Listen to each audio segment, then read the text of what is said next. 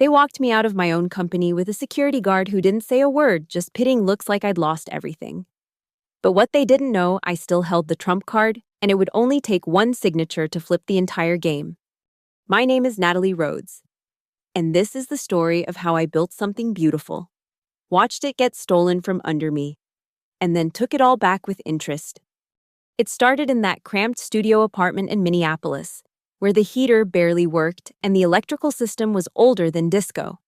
I was 28, knee-deep in my computer science PhD, surviving on instant ramen and stubborn determination.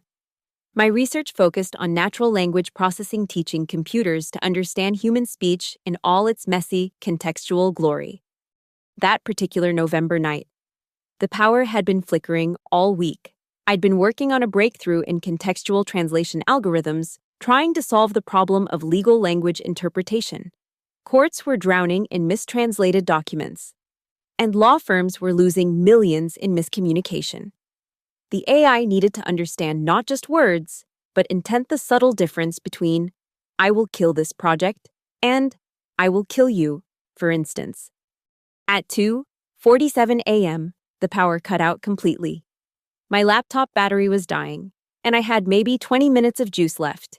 In that frantic window, fueled by desperation and too much coffee, I made a crucial adjustment to the semantic parsing algorithm.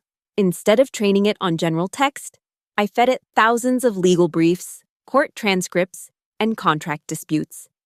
When the power came back 3 hours later, I discovered something extraordinary. The AI wasn't just translating, it was understanding legal intent with 97.3% accuracy. It could distinguish between contractual obligations and casual statements, between threats and hyperbole, between binding agreements and preliminary discussions. I called it LexiVault, a portmanteau of lexicon and vault, because it locked away the true meaning of words and only released them when properly understood. For 6 months, I lived like a hermit, refining the algorithm. I tested it on landmark court cases, feeding it the original documents and checking its interpretations against the actual rulings.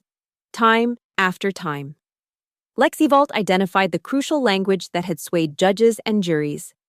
The breakthrough came when I tested it on the infamous Patterson versus Morrison case from 1987, a contract dispute that had cost both companies over $50 million.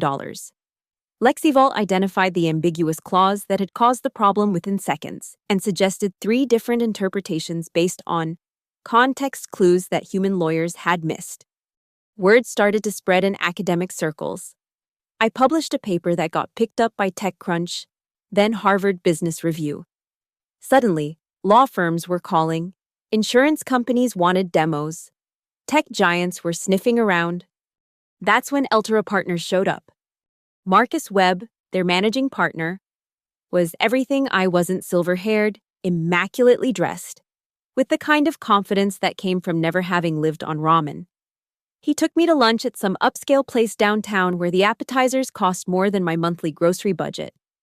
"Natalie," he said, cutting into what looked like a piece of art masquerading as salmon, "you've built something remarkable, but you're thinking too small."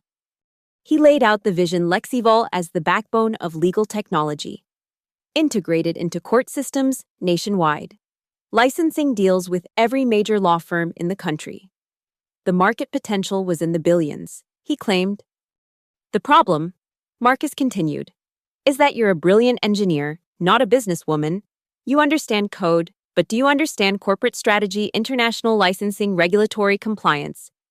I bristled, but he wasn't entirely wrong.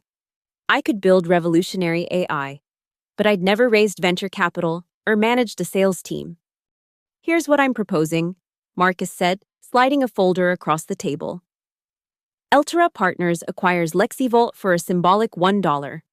In exchange, you get 40% equity in the new entity, a position as Chief Strategy Officer, and the resources to scale this globally. The offer was intoxicating. 40% of a billion-dollar company was infinitely better than 100% of something that might never leave my apartment. But Marcus saved the most important detail for last. "There's also Clause 14C, he said casually, flipping to page 12 of the contract. "Standard protection language. If you're terminated without just cause within the first 2 years, you have the right to buy back all intellectual property assets for the original purchase price within 30 days. I barely glanced at it. $1 to buy back my life's work. It seemed like a meaningless safety net. Who would be stupid enough to fire the person who built the technology they'd just acquired? Famous last words. I signed the contract 3 days later, in a conference room that smelled like leather and ambition. Marcus handed me a ceremonial dollar bill, which I kept as a joke. Within a week, I was moving into Altera's downtown offices, complete with a corner desk and a view of the river. For the first few months, everything was perfect. I had a team of 12 brilliant engineers, unlimited computing resources, and access to legal databases I'd only dreamed of. We refined LexiVault's accuracy to 99.1%, added support for 17 languages, and built a user interface that even technophobic lawyers could navigate. The first major client was Hoffman, Strickland and Associates, a white shoe law firm handling international mergers. They'd been bleeding money on a case involving German pharmaceutical patents, where crucial nuances were getting lost in translation. LexiVault not only clarified the disputed language, but identified 3 precedent cases that supported their client's position. The case settled for $200 million in their favor. Word spread quickly after that. Within 6 months, we had contracts with 43 law firms, 2 state court systems, and the Department of Justice. Revenue was approaching 8 figures. That's when Carter Dunn joined as Chief Operating Officer. Carter was Marcus's choice, a former McKinsey consultant with an MBA from Wharton and absolutely zero understanding of technology. He spoke fluent corporate buzzword, turning bug fixes into user experience optimizations and server capacity into scalable infrastructure solutions. His first meeting with the engineering team was a disaster. He wanted to know why we couldn't just pivot the algorithm to be more user-friendly, and suggested we add gamification elements to legal document analysis. Maybe we could have little achievement badges, Carter suggested earnestly, like Contract Ninja or Translation Master. Make it fun for the lawyers. My lead engineer, Sam, actually laughed out loud. You want us to turn legal analysis into Candy Crush? I'm talking about engagement metrics, Carter replied, apparently immune to sarcasm. User retention is all about emotional investment. I tried to be diplomatic. Carter, our users are handling million-dollar contracts and life-or-death criminal cases. They don't want fun, they want accuracy. But Carter had Marcus's ear, and Marcus had dollar signs in his eyes. Soon, Carter was hiring his own team UX designers who'd never seen a legal brief, marketing specialists who thought AI stood for artificial intelligence, which, to be fair, it did, and business development managers whose primary qualification seemed to be enthusiasm. The changes started small. New company branding with a cartoon mascot, a friendly robot lawyer named Lexi, who looked like it belonged in a children's book. The minimalist interface I'd designed was replaced with bright colors and animated transitions that made serious legal work feel like a mobile game. Then came Nora Winslow, the new Chief Marketing Officer. Nora was everything I'd never wanted to be Instagram perfect. Master of the thought leadership LinkedIn post, and blessed with the ability to make any conversation about herself. Her first company-wide presentation was titled Revolutionizing Legal Technology Through Brand Storytelling. She spent 45 minutes explaining how we needed to humanize the algorithm and democratize legal intelligence. What's our narrative? Nora asked, clicking through slides full of stock photos and corporate word salad. How do we make lawyers feel emotionally connected to our product?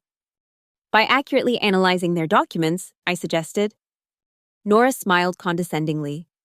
That's features, not feelings. We need to sell the dream, not the product.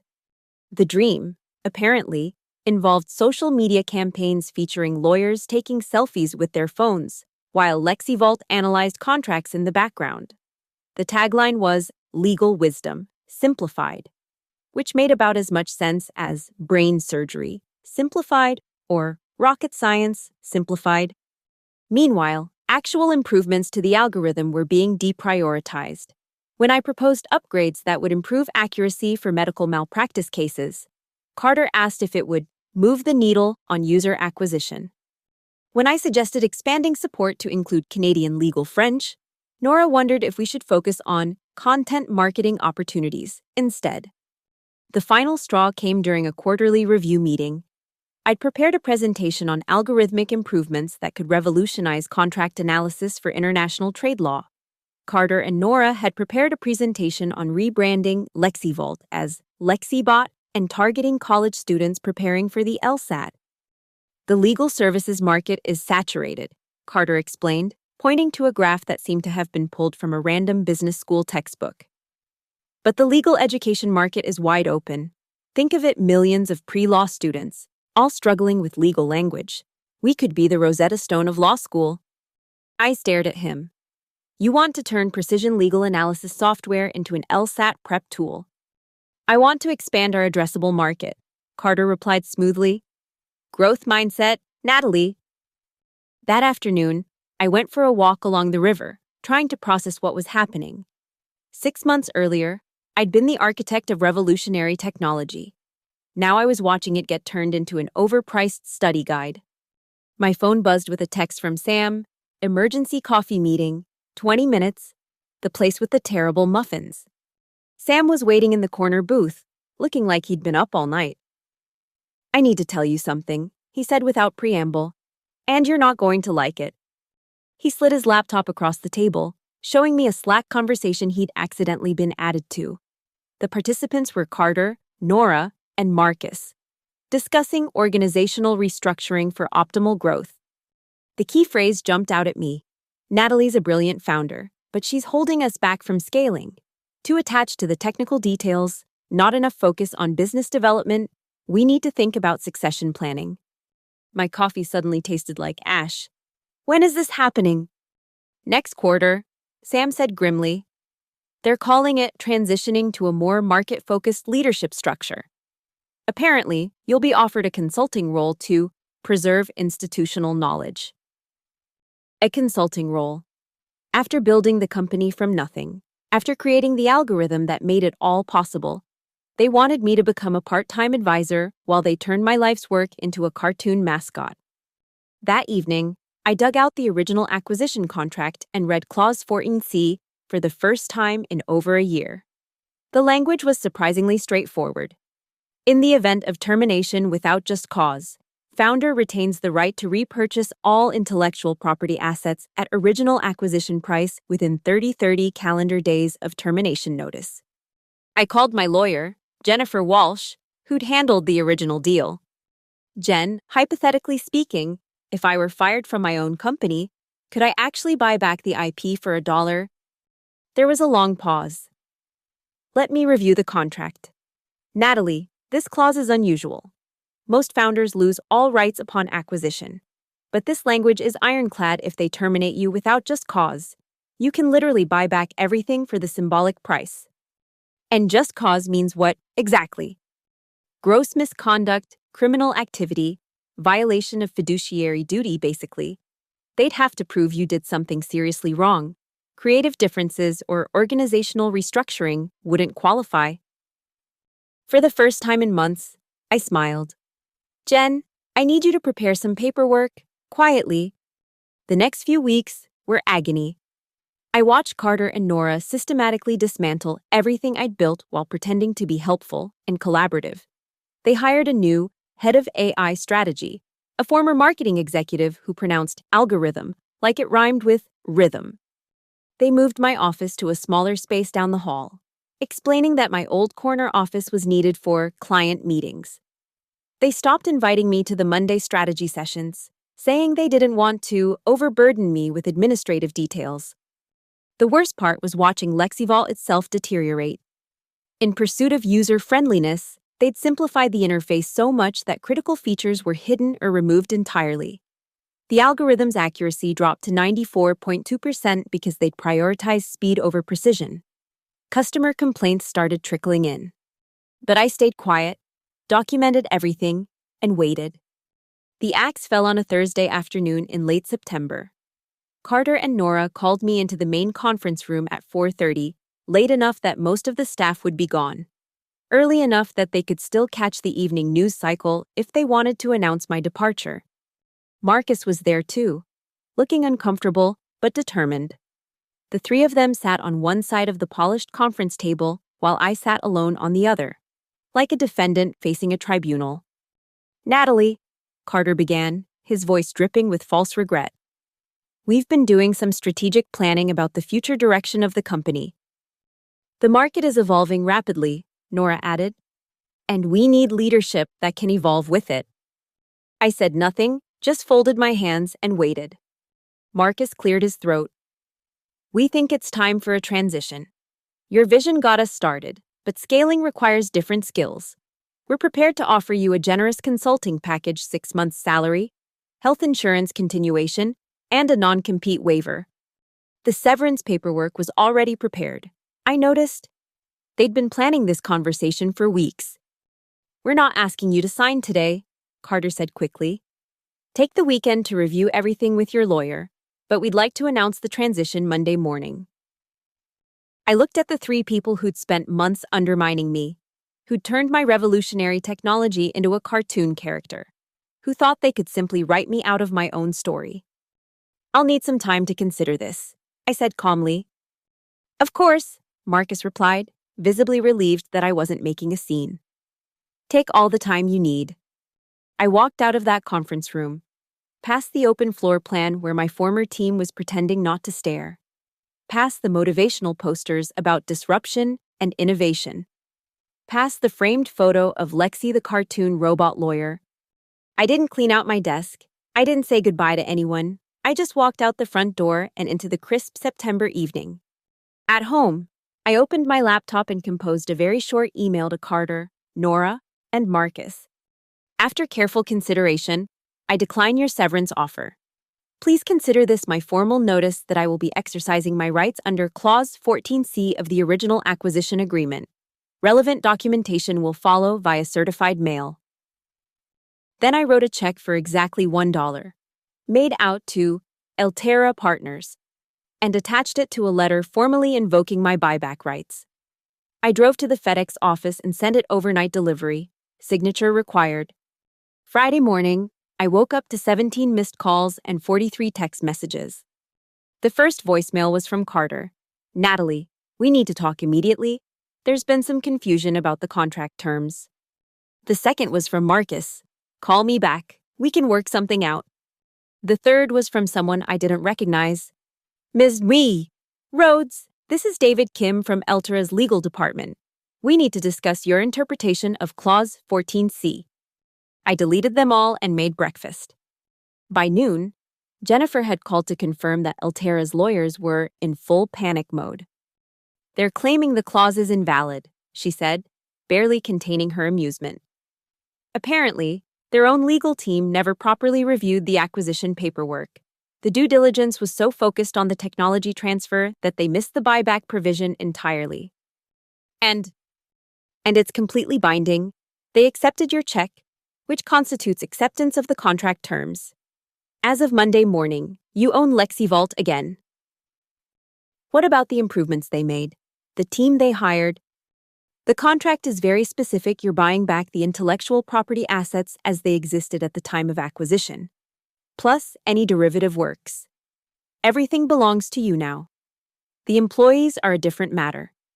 But the code, the algorithms, the patents, the trademarks, all yours. That afternoon, I drove to the office building across the street from Altera's headquarters and signed a lease for the entire 10th floor. The space was smaller than what I'd had before, but it had something Altera's offices lacked: windows you could actually open.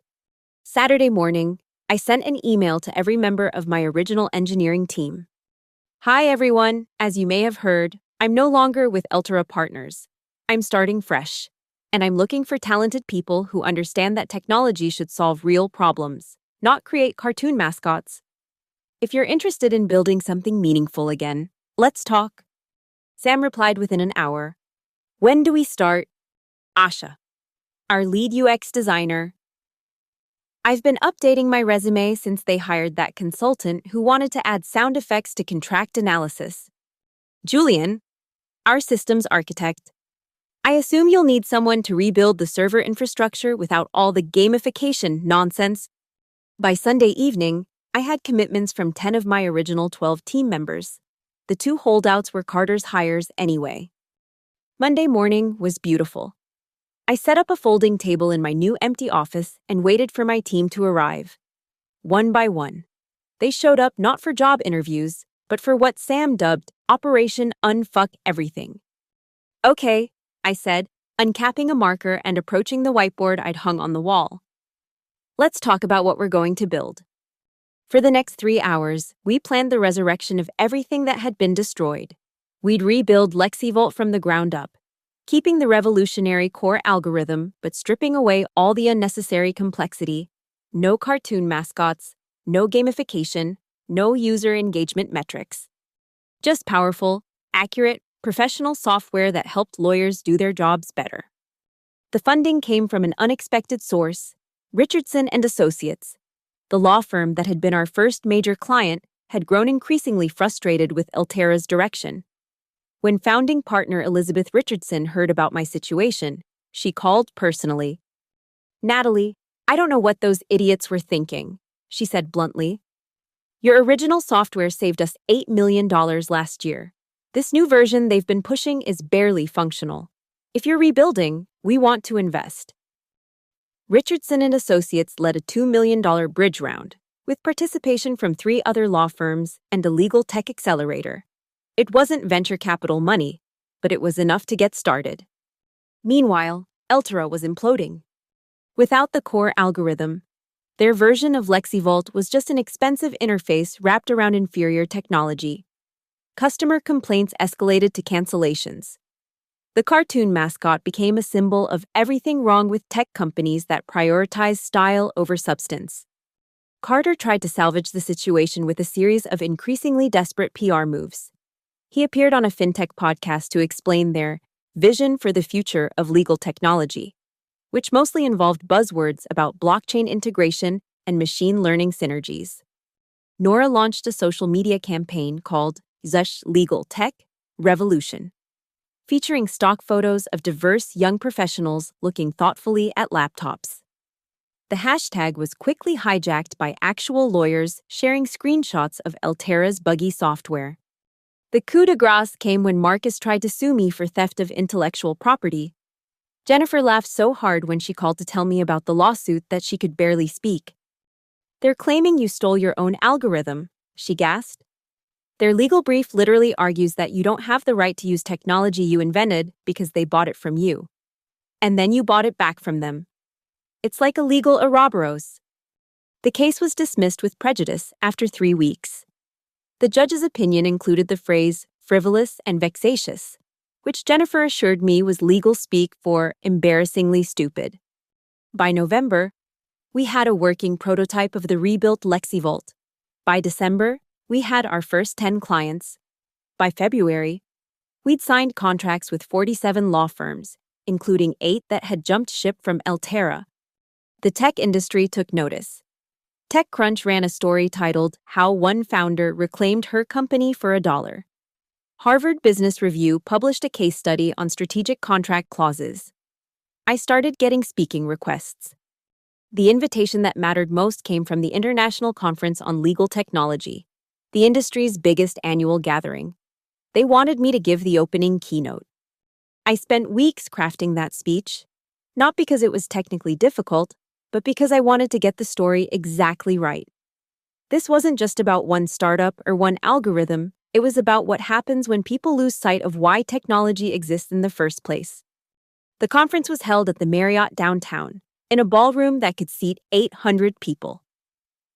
As I walked onto the stage, I could see faces I recognized scattered throughout the audience: clients, competitors, journalists, and in the back row, Sam and the rest of my team. I'd planned to start with some standard conference humor, but when I reached the podium, I changed my mind. 2 years ago, I began. I was living in a studio apartment with a heater that barely worked and an electrical system older than disco. I was a graduate student with an idea that computers could be taught to understand not just what people say, but what they mean. I told them about that November night when the power went out, about the frantic 20 minutes that led to the breakthrough, about building LexiVolt from nothing but determination and instant ramen. I thought the hard part was building the technology. I continued.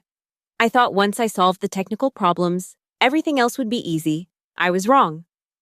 I told them about the acquisition, about watching my revolutionary software get turned into a cartoon character, about being pushed out of my own company by people who couldn't tell the difference between engagement metrics and accuracy metrics.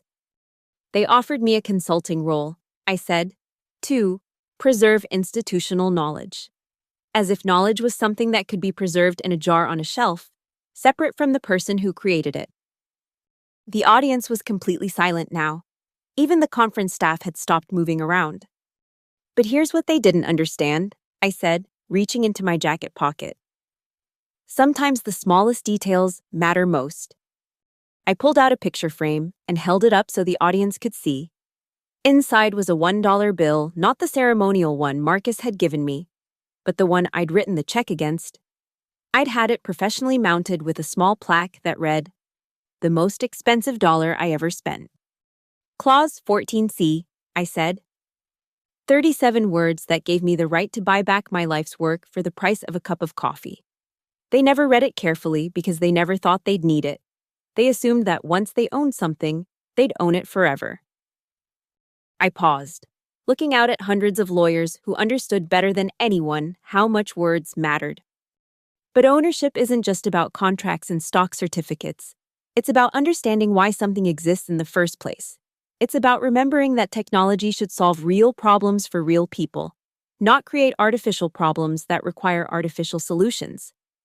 I told them about rebuilding LexiVolt, about the team members who'd chosen accuracy over engagement metrics, about the clients who'd supported us because they valued substance over style. 6 months ago, Eltera Partners was a rising star in legal technology. Today, their offices are mostly empty and their software is a cautionary tale. Not because they were evil or malicious, but because they forgot something fundamental: you can't improve what you don't understand. My phone buzzed with a text message. I glanced down and saw it was from Jennifer. Carter just announced his resignation, effective immediately. I couldn't help but smile. The future of legal technology isn't about making complex things simple, I concluded. It's about making powerful things accessible. It's about building tools that make lawyers better at being lawyers, not about turning legal work into a game. I held up the framed dollar bill one more time. And sometimes it's about remembering that the most important clause in any contract is the one nobody thinks they'll ever need. The applause started slowly, from somewhere in the middle of the audience, then spread like wildfire. People weren't just clapping, they were standing, cheering, laughing. I saw lawyers taking pictures of the dollar bill, journalists frantically typing notes, competitors who were probably wondering if their own contracts had any overlooked clauses. As I walked off the stage, my phone buzzed with another message, this one from an unknown number. Brilliant speech. Would love to discuss acquisition opportunities. Marcus Webb, Webb Ventures. I deleted it without responding. Some lessons, apparently, take longer to learn than others.